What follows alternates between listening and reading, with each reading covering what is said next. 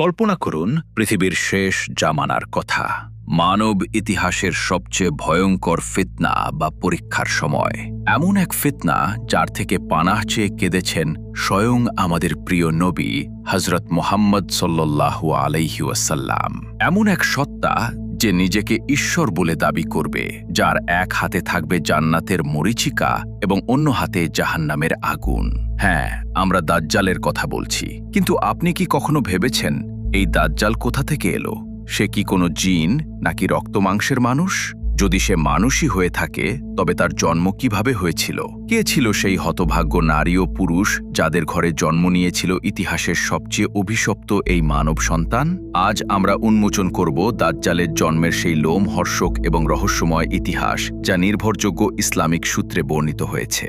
এমন কিছু সত্য যা জানলে আপনার বিশ্বাসের ভিত কেঁপে উঠবে। দাজ্জাল এই শব্দটি আরবি শব্দ দাজল থেকে এসেছে, যার অর্থ চরম মিথ্যাবাদী বা প্রতারক। ইসলামী এসকাটোলজি বা শেষ জামানার ইতিহাস অনুযায়ী কিয়ামতের অন্যতম বড় নিদর্শন হল দাজ্জালের আগমন। সে কোনো পৌরাণিক দানব বা রূপকথার চরিত্র নয়, বরং সে রক্তে মাংসে গড়া একজন মানুষ। যেহেতু সে একজন মানুষ, তাই তার একটি মানবীয় সূচনা রয়েছে, তার বাবা মা রয়েছে, তার একটি নির্দিষ্ট জন্মস্থান এবং শৈশব রয়েছে। এখানে আমরা কোনো কাল্পনিক গল্প বলবো না, বরং কুরআন, সহিহ বুখারী, সহিহ মুসলিম এবং জামিয়া তিরমিজির মতো নির্ভরযোগ্য হাদিস গ্রন্থের আলোকে আমরা জানব দাজ্জালের জন্মরহস্য। জানব তার পিতামাতার অদ্ভুত শারীরিক গঠন এবং সেই অভিশপ্ত জন্মের পেছনের অজানা কাহিনী। এই বিষয়টি জানা আমাদের জন্য অত্যন্ত জরুরি, কারণ দাজ্জালের ফিতনাকে চেনা এবং তা থেকে নিজেকে রক্ষা করা প্রত্যেক মুমিনের ঈমানী দায়িত্ব।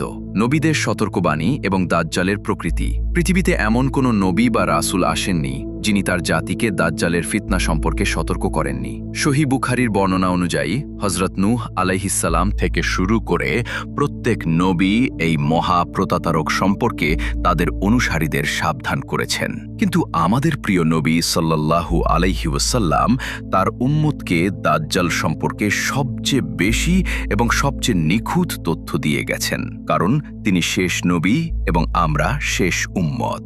দাজ্জালের আবির্ভাব এই উম্মতের মাঝেই ঘটবে। রাসূলুল্লাহ সাল্লাল্লাহু আলাইহি ওয়াসাল্লাম স্পষ্ট করেছেন যে দাজ্জাল কোনো জিন বা ফেরেশতা নয়, সে বনি আদমেরই একজন। তার শরীরের গঠন হবে অত্যন্ত অদ্ভুত। সে হবে বেঁটে, তার চুল হবে কোকড়ানো এবং তার ডান চোখ হবে অন্ধ বা আঙুরের মতো ফোলা। তার দুই চোখের মাঝখানে অর্থাৎ কপালে আরবিতে লেখা থাকবে কাফারা বা কাফির। প্রত্যেক মুমিন, হোক সে শিক্ষিত বা অশিক্ষিত, এই লেখাটি পড়তে পারবে। কিন্তু প্রশ্ন হল, এমন এক অদ্ভুত আকৃতির মানুষের জন্ম ঠিক কিভাবে হয়েছিল? রহস্যময় পিতামাতা এবং সেই অভিশপ্ত জন্ম, দাজ্জালের পিতামাতা কেমন ছিল, সে সম্পর্কে জামি আত-তিরমিজি এবং মুসনাদে আহমাদে একটি অত্যন্ত চমকপ্রদ এবং লোমহর্ষক হাদিস বর্ণিত হয়েছে। সাহাবী হযরত আবু বকর রাদিয়াল্লাহু আনহু থেকে বর্ণিত, রাসূলুল্লাহ সাল্লাল্লাহু আলাইহি ওয়াসাল্লাম দাজ্জালের পিতামাতার শারীরিক গঠন এবং তাদের জীবনের একটি অদ্ভুত দিক বর্ণনা করেছেন। নবীজি সাল্লাল্লাহু আলাইহি ওয়াসাল্লাম বলেছেন, দাজ্জালের পিতা হবে লম্বাটে এবং ছিপছিপে গড়নের। তার শরীরে মাংসের পরিমাণ থাকবে খুবই কম, আর তার নাক হবে লম্বাটে, অনেকটা পাখির চঞ্চু বা ঠোঁটের মতো। এরপর নবীজি সাল্লাল্লাহু আলাইহি ওয়াসাল্লাম তার মায়ের বর্ণনা দিয়ে বলেন, দাজ্জালের মা হবে বিশাল আকৃতির, অত্যন্ত মোটা একজন নারী এবং তার হাত দুটো হবে অনেক লম্বা। এই অদ্ভুত গড়নের স্বামী স্ত্রীর জীবনে কোনো সন্তান ছিল না। হাদিসের বর্ণনা অনুযায়ী বিয়ের পর দীর্ঘ ৩০ বছর পর্যন্ত তারা নিঃসন্তান থাকে। ৩০টি বছর ধরে তারা একটি সন্তানের জন্য অপেক্ষা করছিল, কিন্তু তারা জানত না তাদের এই অপেক্ষার ফল পুরো মানবজাতির জন্য কতটা ভয়ঙ্কর হতে চলেছে। অভিশপ্ত শিশুর অদ্ভুত বৈশিষ্ট্য। ৩০ বছর নিঃসন্তান থাকার পর দাজ্জালের পিতামাতার ঘরে যে ছেলেটির জন্ম হয়, নবীজি সাল্লাল্লাহু আলাইহি ওয়াসাল্লাম তার সম্পর্কে বলেছেন, তাদের ঘরে যে পুত্র সন্তান জন্ম নেবে সে হবে এক চোখ অন্ধ। সে হবে মানুষের জন্য চরম ক্ষতিকর এবং তার দ্বারা কারো কোনো উপকার হবে না। সবচেয়ে অদ্ভুত ব্যাপার ছিল এই শিশুটির স্বভাব। হাদিসে বলা হয়েছে, তার চোখ ঘুমাবে কিন্তু তার অন্তর থাকবে সজাগ। অর্থাৎ এই শিশুটির মধ্যে মানবীয় গুণাবলীর চেয়ে শয়তানি শক্তি এবং ধূর্ততা জন্ম থেকেই প্রবল থাকবে। সে তার পিতামাতার জন্য কোনো সুখ বয়ে আনবে না, বরং তার জন্মই ছিল এক মহাপরীক্ষার সূচনা। এই শিশুটি বড় হয়ে নিজেকে ঈশ্বর দাবি করবে এবং তার জাদুকরী ক্ষমতার মাধ্যমে কোটি কোটি মানুষের ঈমান ধ্বংস করবে। কিন্তু এই শিশুটি কি রাসূল সাল্লাল্লাহু আলাইহি ওয়াসাল্লামের যুগেই পৃথিবীতে ছিল? সে কি মদিনায় জন্ম নিয়েছিল? এই প্রশ্নের উত্তর খুঁজতে গিয়ে আমরা ইসলামের ইতিহাসের এক শিহরণ জাগানো অধ্যায়ের মুখোমুখি হই। মদিনার বুকে এক রহস্যময় বালক ইবনে সাইয়াদ। রাসূলুল্লাহ সাল্লাল্লাহু আলাইহি ওয়াসাল্লাম যখন মদিনায় হিজরত করেন তখন সেখানে ইহুদিদের বসবাস ছিল। মদিনার ইহুদিদি পরিবারে সাফ ইবনে সাইয়াদ বা ইবনে সাইয়াদ নামে একটি ছেলের জন্ম হয়। এই ছেলেটির শারীরিক গঠন এবং আচার আচরণ হুবহু দাজ্জালের সাথে মিলে যেত। সে মাঝে মাঝে এমন কিছু কথা বলতো যা গায়েব বা ভবিষ্যতের সাথে সম্পর্কিত বলে মনে হতো। মদিনার অলিতে গলিতে খবর ছড়িয়ে পড়ে, তবে কি এই ছেলেটিই দাজ্জাল? একদিন স্বয়ং রাসূলুল্লাহ সাল্লাল্লাহু আলাইহি ওয়াসাল্লাম এবং হযরত উমর রাদিয়াল্লাহু আনহু সহ কয়েকজন সাহাবী গোপনে ইবনে সাইয়াদকে পর্যবেক্ষণ করতে যান। রাসূল সাল্লাল্লাহু আলাইহি ওয়াসাল্লাম খেজুর গাছের আড়ালে লুকিয়ে ছেলেটির ফিসফিসানি শোনার চেষ্টা করছিলেন। ছেলেটি তখন বিড়বিড় করে অদ্ভুত কিছু মন্ত্র পড়ছিল। হঠাৎ ছেলেটির মা রাসূল সাল্লাল্লাহু আলাইহি ওয়াসাল্লামকে দেখে ফেলে এবং চিৎকার করে বলে, হে সাফ, দেখো মুহাম্মদ এসেছে। সাথে সাথে ছেলেটি চুপ হয়ে যায়। রাসূল সাল্লাল্লাহু আলাইহি ওয়াসাল্লাম তখন ইবনে সাইয়াদের কাছে যান এবং তার পরীক্ষা নেওয়ার সিদ্ধান্ত নেন। নবীজি সাল্লাল্লাহু আলাইহি ওয়াসাল্লাম তাকে বলেন, আমি আমার মনে তোমার জন্য একটি কথা গোপন রেখেছি। বলতো সেটা কি? নবীজি মনে মনে সূরা আদ-দুখান, যার অর্থ ধোঁয়া, এর কথা ভেবেছিলেন। ইবনে সাইয়াদ তার অসম্পূর্ণ শয়তানি ক্ষমতার সাহায্যে উত্তর দেয়, আদ-দুখ অর্থাৎ ধোঁয়া। নবীজি সাল্লাল্লাহু আলাইহি ওয়াসাল্লাম সাথে সাথে ধমক দিয়ে বলেন, অভিশপ্ত হ, তুই তোর নির্ধারিত সীমানা কখনোই অতিক্রম করতে পারবি না। হযরত উমর রাদিয়াল্লাহু আনহু রাগে ফেটে পড়েন। তিনি বলেন, ইয়া রাসূলুল্লাহ, আমাকে অনুমতি দিন, আমি এই দাজ্জালের গর্দান উড়িয়ে দিই। কিন্তু নবীজি সাল্লাল্লাহু আলাইহি ওয়াসাল্লাম এক গভীর প্রজ্ঞার সাথে উত্তর দেন, যদি এই ছেলেটি সত্যি সেই বড় দাজ্জাল হয়ে থাকে তবে তুমি তাকে হত্যা করতে পারবে না, কারণ তাকে হত্যা করার দায়িত্ব হযরত ঈসা আলাইহিস সালামের। আর যদি সে দাজ্জাল না হয় তবে একজন নিরপরাধকে হত্যা করে কোনো লাভ নেই। এই ঘটনাটি প্রমাণ করে দাজ্জাল কোনো রূপকথা নয়, সে রক্তমাংসের মানুষ। কিন্তু যদি ইবনে সাইয়াদ মূল দাজ্জাল না হয়ে থাকে তবে আসল দাজ্জাল কোথায়? শৃঙ্খলিত দানব এবং একটি দ্বীপের রহস্য, আসল দাজ্জাল কোথায় আছে তা জানার জন্য আমাদের ফিরে যেতে হবে সহিহ মুসলিমের একটি বিখ্যাত হাদিসের দিকে, যা তামিম আদ-দারিয়ের হাদিস নামে পরিচিত। হযরত তামিম আদ-দারি রাদিয়াল্লাহু আনহু ছিলেন একজন খ্রিস্টান পাদ্রী, যিনি পরবর্তীতে ইসলাম গ্রহণ করেন। একদিন তিনি রাসূল সাল্লাল্লাহু আলাইহি ওয়াসাল্লামের কাছে এসে এক রোমহর্ষক ঘটনার বর্ণনা দেন।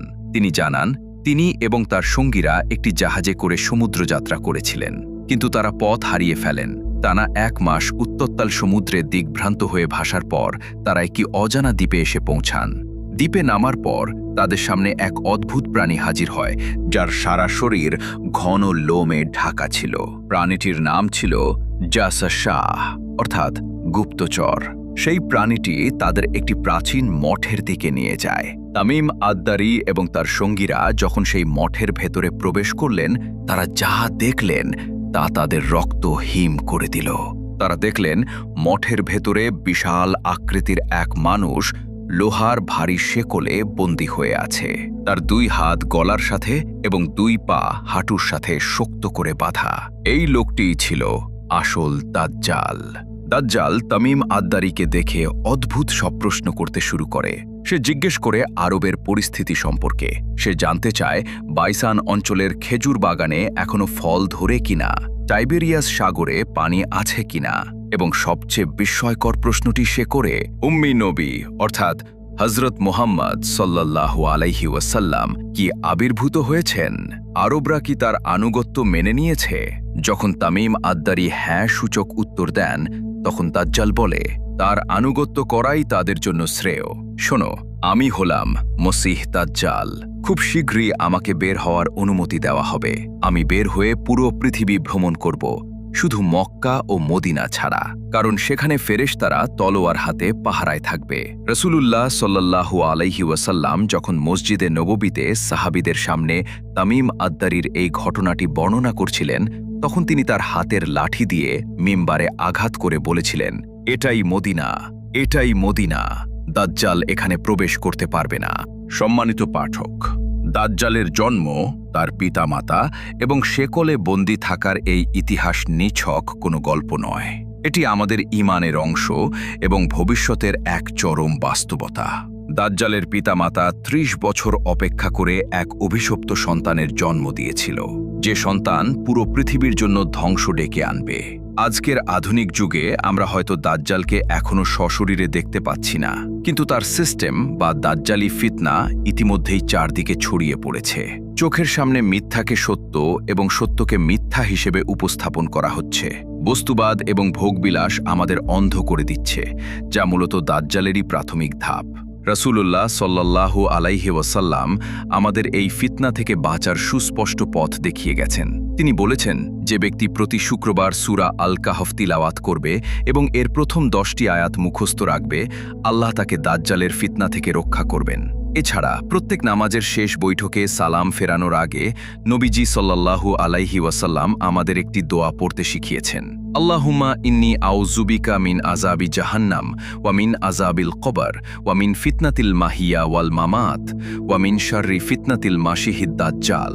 হে আল্লাহ, আমি আপনার কাছে জাহান্নামের আযাব, কবরের আযাব, জীবন ও মৃত্যুর ফিতনা এবং মসীহ দাজ্জালের ফিতনার অনিষ্ট থেকে আশ্রয় চাই। আসুন আমরা নিজেরা সতর্ক হই এবং আমাদের ভবিষ্যৎ প্রজন্মকে এই মহা ফিতনা সম্পর্কে সচেতন করি। ঈমানের শিকড়কে এত মজবুত করি যাতে দাজ্জালের কোনো ধোঁকা আমাদের বিভ্রান্ত করতে না পারে। আল্লাহ সুবহানাহু ওয়া তাআলা আমাদের সকলকে দাজ্জালের ভয়ঙ্কর ফিতনা থেকে হেফাজত করুন। আমিন।